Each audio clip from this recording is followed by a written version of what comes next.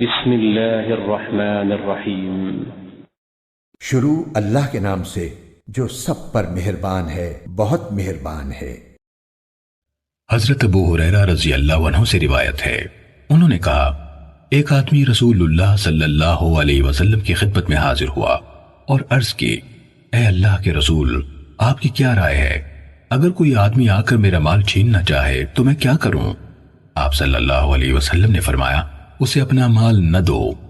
اس نے کہا، آپ کی کیا رائے ہے؟ اگر وہ میرے ساتھ لڑائی کرے تو؟